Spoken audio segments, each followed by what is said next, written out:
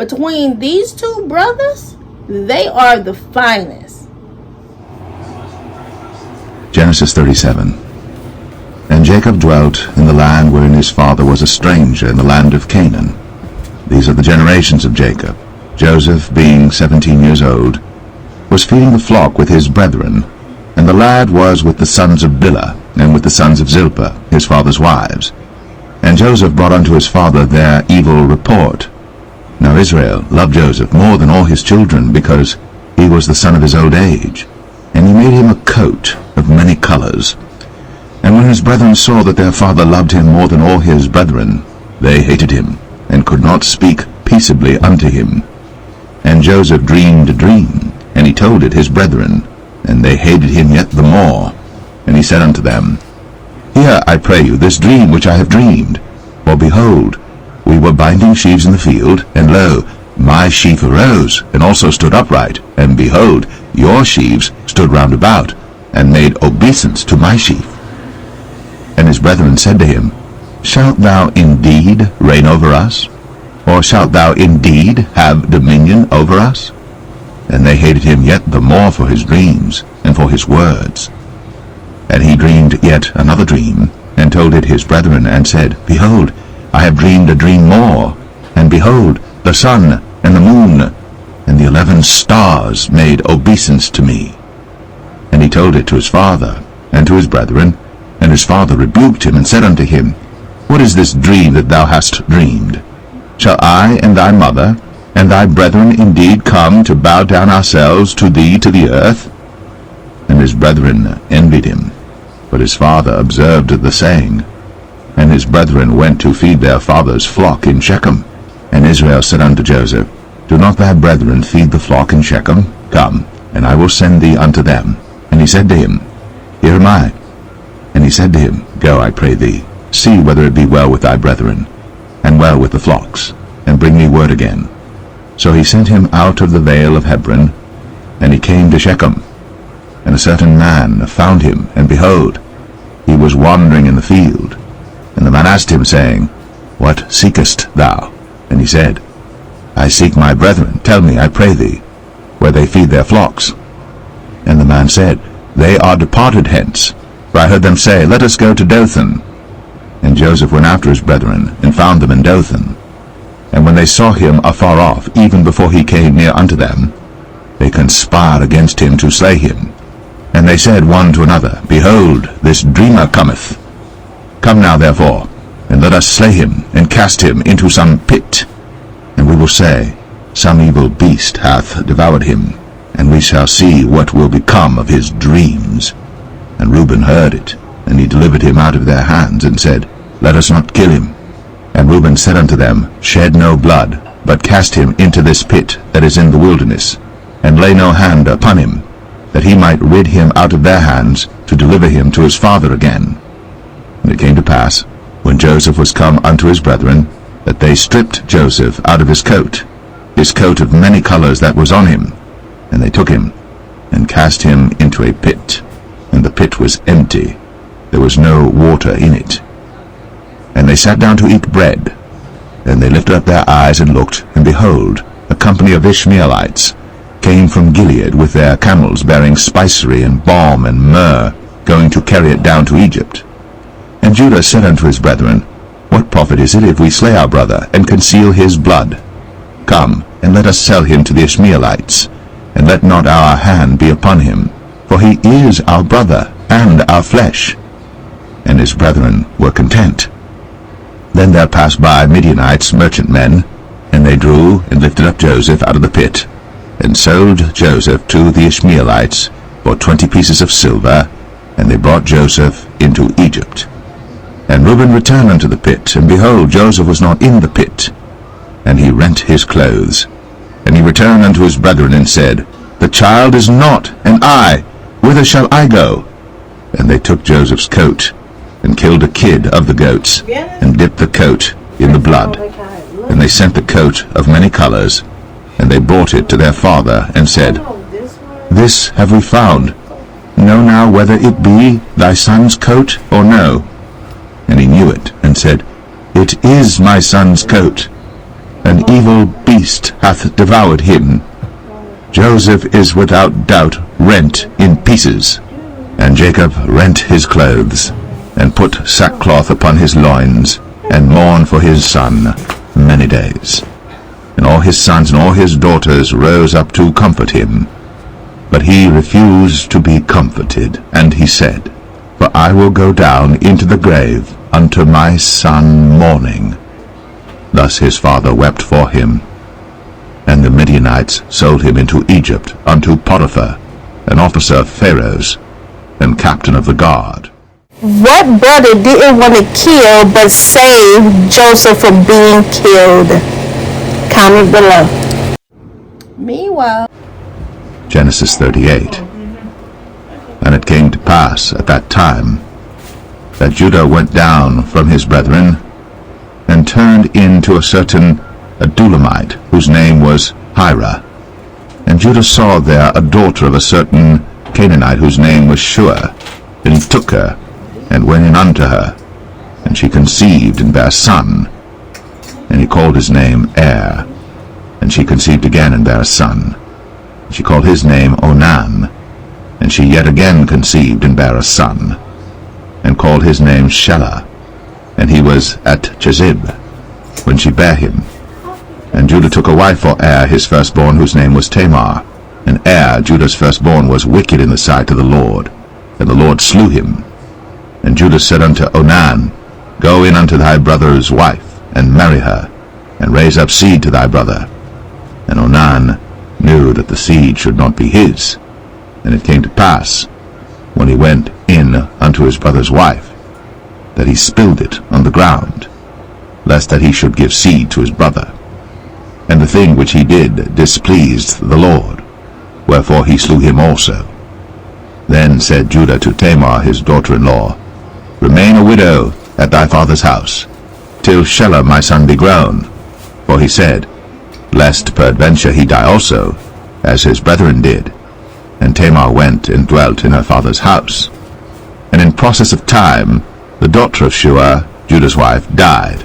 And Judah was comforted, and went up unto his sheep shearers to Timnath, he and his friend Hira the Adulamite. And it was told Tamar, saying, Behold, thy father-in-law goeth up to Timnath to shear his sheep. And she put her widow's garments off from her, and covered her with a veil, and wrapped herself, and sat in an open place, which is by the way to Timnath. For she saw that Shelah was grown, and she was not given unto him to wife. When Judah saw her, he thought her to be an harlot, because she had covered her face. And he turned unto her by the way, and said, Go to, I pray thee, let me come in unto thee. For he knew not that she was his daughter-in-law. And she said, What wilt thou give me, that thou mayest come in unto me? And he said, I will send thee a kid from the flock. And she said, Wilt thou give me a pledge, till thou send it? And he said, What pledge shall I give thee? And she said, Thy signet, and thy bracelets, and thy staff that is in thine hand. And he gave it her, and came in unto her. And she conceived by him. And she arose and went away, and laid by her veil from her, and put on the garments of her widowhood. And Judah sent the kid by the hand of his friend the Adulamite, to receive his pledge from the woman's hand, but he found her not. Then he asked the men of that place, saying, Where is the harlot that was openly by the wayside? And they said, There was no harlot in this place. And he returned to Judah, and said, I cannot find her. And also the men of the place said that there was no harlot in this place. And Judah said, Let her take it to her, lest we be shamed. Behold, I sent this kid, and thou hast not found her. And it came to pass about 3 months after, that it was told Judah, saying, Tamar thy daughter-in-law hath played the harp. When she was brought forth, she sent to her father-in-law, saying, By the man whose these are am I with child. And she said, Discern, I pray thee, whose are these? The signet, and bracelets, and staff. And Judah acknowledged them, and said, She hath been more righteous than I, because that I gave her not to Shelah my son. And he knew her again no more. And it came to pass in the time of her travail, that, behold, twins were in her womb. And it came to pass, when she travailed, that the one put out his hand, and the midwife took and bound upon his hand a scarlet thread, saying, This came out first. And it came to pass, as he drew back his hand, that, behold, his brother came out. And she said, How hast thou broken forth? This breach be upon thee. Therefore his name was called Pharez. And afterward came out his brother, that had the scarlet thread upon his hand, and his name was called Zerah.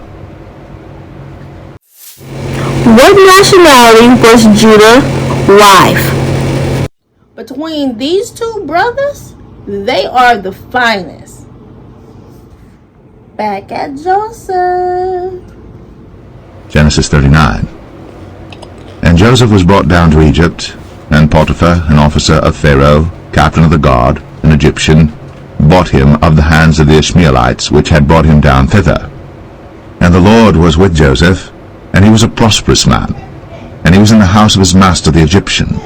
And his master saw that the Lord was with him, and that the Lord made all that he did to prosper in his hand. And Joseph found grace in his sight, and he served him, and he made him overseer over his house. And all that he had he put into his hand. And it came to pass from the time that he had made him overseer in his house, and over all that he had, that the Lord blessed the Egyptian's house for Joseph's sake. And the blessing of the Lord was upon all that he had in the house and in the field. And he left all that he had in Joseph's hand. And he knew not aught he had, save the bread which he did eat. And Joseph was a goodly person, and well favored. And it came to pass after these things, that his master's wife cast her eyes upon Joseph, and she said, Lie with me. But he refused, and said unto his master's wife, Behold, my master wotteth not what is with me in the house, and he hath committed all that he hath to my hand. There is none greater in this house than I, neither hath he kept back anything from me but thee, because thou art his wife. How then can I do this great wickedness and sin against God? And it came to pass, as she spake to Joseph day by day, that he hearkened not unto her, to lie by her, or to be with her. And it came to pass about this time, that Joseph went into the house to do his business, and there was none of the men of the house there within. And she caught him by his garment, saying, Lie with me. And he left his garment in her hand, and fled, and got him out. And it came to pass, when she saw that he had left his garment in her hand, and was fled forth, that she called unto the men of her house, and spake unto them, saying, See, he hath brought in an Hebrew unto us to mock us. He came in unto me to lie with me, and I cried with a loud voice. And it came to pass, when he heard that I lifted up my voice and cried, that he left his garment with me, and fled, and got him out. And she laid up his garment by her, until his Lord came home. And she spake unto him according to these words, saying, The Hebrew servant which thou hast brought unto us came in unto me to mock me. And it came to pass, as I lifted up my voice and cried, that he left his garment with me, and fled out. And it came to pass, when his master heard the words of his wife, which she spake unto him, saying, After this manner did thy servant to me, that his wrath was kindled. And Joseph's master took him, and put him into the prison, a place where the king's prisoners were bound. And he was there in the prison. But the Lord was with Joseph, and showed him mercy, and gave him favor in the sight of the keeper of the prison. And the keeper of the prison committed to Joseph's hand all the prisoners that were in the prison. And whatsoever they did there, he was the doer of it. The keeper of the prison looked not to anything that was under his hand, because the Lord was with him. And that which he did, the Lord made it to prosper. Was Joseph in charge of all of the prisoners? In Genesis chapter 39, make sure you comment below. Genesis 40. And it came to pass, after these things, that the butler of the king of Egypt and his baker had offended their lord the king of Egypt. And Pharaoh was wroth against two of his officers, against the chief of the butlers and against the chief of the bakers. And he put them in ward in the house of the captain of the guard into the prison, the place where Joseph was bound. And the captain of the guard charged Joseph with them, and he served them. And they continued a season in ward. And they dreamed a dream, both of them, each man his dream in one night, each man according to the interpretation of his dream, the butler and the baker of the king of Egypt, which were bound in the prison. And Joseph came in unto them in the morning, and looked upon them, and behold, they were sad. And he asked Pharaoh's officers that were with him in the ward of his lord's house, saying, Wherefore look ye so sadly today? And they said unto him, We have dreamed a dream, and there is no interpreter of it. And Joseph said unto them, Do not interpretations belong to God? Tell me them, I pray you. And the chief butler told his dream to Joseph, and said to him, In my dream, behold, a vine was before me. And in the vine were 3 branches, and it was as though it budded, and her blossoms shot forth, and the clusters thereof brought forth ripe grapes. And Pharaoh's cup was in my hand, and I took the grapes, and pressed them into Pharaoh's cup, and I gave the cup into Pharaoh's hand. And Joseph said unto him, This is the interpretation of it. 3 branches are 3 days. Yet within 3 days shall Pharaoh lift up thine head, and restore thee unto thy place, and thou shalt deliver Pharaoh's cup into his hand, after the former manner when thou wast his butler. But think on me when it shall be well with thee, and show kindness, I pray thee, unto me, and make mention of me unto Pharaoh, and bring me out of this house. For indeed I was stolen away out of the land of the Hebrews, and here also have I done nothing that they should put me into the dungeon. When the chief baker saw that the interpretation was good, he said unto Joseph, I also was in my dream, and behold, I had 3 white baskets on my head, and in the uppermost basket there was of all manner of baked meats for Pharaoh, and the birds did eat them out of the basket upon my head. And Joseph answered and said, This is the interpretation thereof. The 3 baskets are 3 days.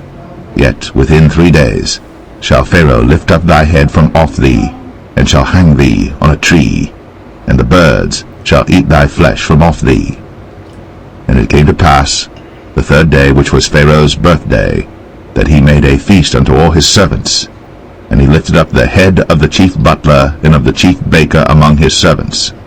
And he restored the chief butler unto his butlership again, and he gave the cup into Pharaoh's hand. But he hanged the chief baker, as Joseph had interpreted to them. Yet did not the chief butler remember Joseph, but forgat him. Between the baker and the butler, who were killed, and the other restored? Comment below. Check out my Bible-based playlist. So long, farewell to you, my friend. Goodbye for now, until we meet again.